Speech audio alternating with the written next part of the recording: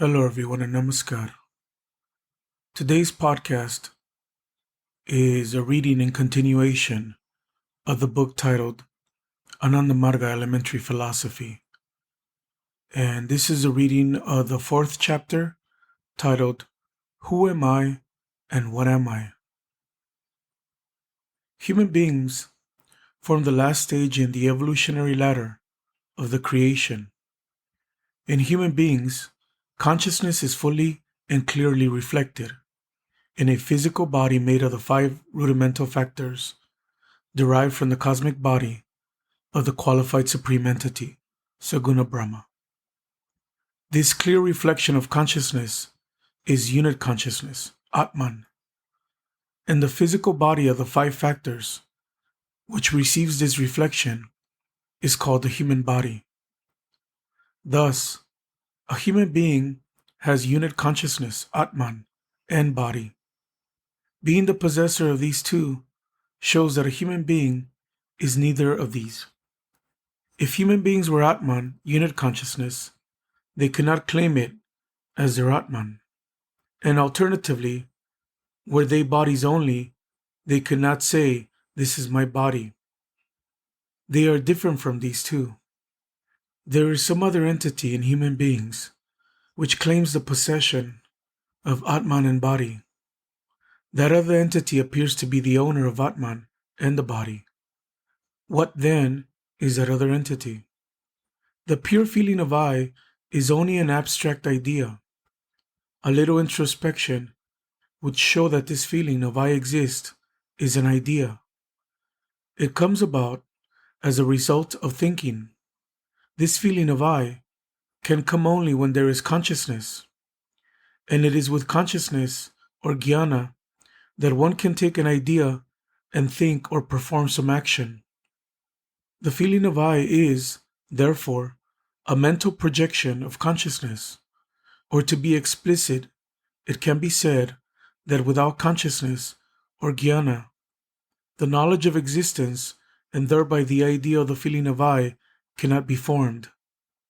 Atman is unit consciousness or unit Purusha, and as it is within the scope of Saguna Brahma, it will be qualified by the principles of Prakriti in the same way as has occurred in the case of Purusha in Saguna Brahma.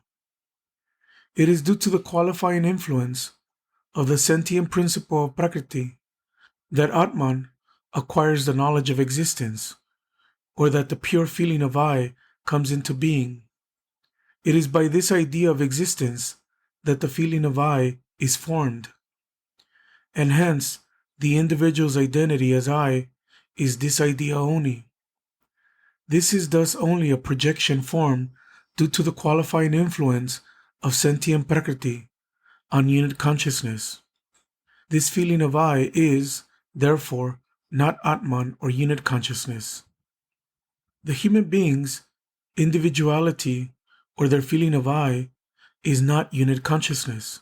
It is only an objective idea of unit consciousness, the knowledge of which comes about by the qualifying influence of Prakriti.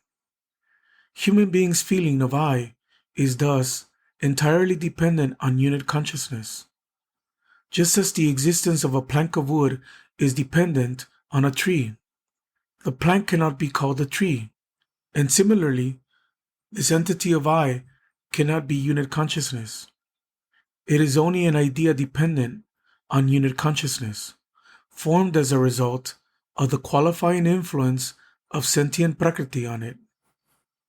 It has been shown earlier that Buddhitattva comes into being due to the qualifying influence of the sentient principle of Prakriti on the unit consciousness. This also brings about the feeling of I, and creates the knowledge of existence of unit consciousness. The individual entity of I, therefore, is not unit consciousness, it is Buddhitattva, which is only a part of his or her mind. The I entity of human beings is Buddhitattva, which is subtler than Ahang Tattva and Chitta. What then are Ahang Tattva and Chitta? It has been explained in the first chapter that Ahang Tattva, ego, comes into being as a result of the qualifying influence of the mutative principle of Prakriti on Buddhi Tattva, whereupon the latter manifests itself as Ahang Tattva. The Ahang Tattva ego, on being further qualified by the static principle of Prakriti, is manifested as Chitta. It is in fact Buddhi Tattva, or the pure feeling of I, which is manifested as Ahang Tattva ego, and Chitta due to the qualifying influence of the mutative and static principles of Prakriti. Ahang Tattva ego and Chitta are only cruder functional forms of the human being's I entity. The human being's mind is, therefore, a further projection of his feeling of I, Buddhi Tattva, and is made of that entity only.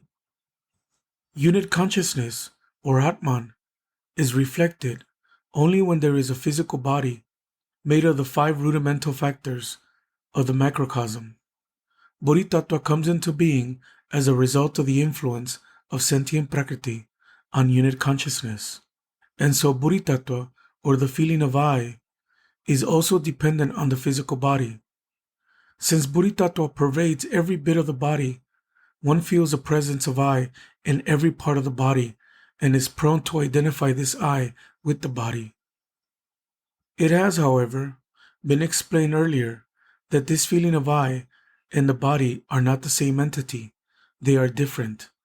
The feeling of I is Bodhisattva, and the physical body merely forms a shelter, a dhara, for it. A human being's feeling of I is thus neither his or her unit consciousness, nor his or her body. It is only the mental creation of unit consciousness, termed as Bodhisattva, and this I is further manifested as the other 2 functional forms of mind, Ahang Tattva ego and Chitta. Thank you.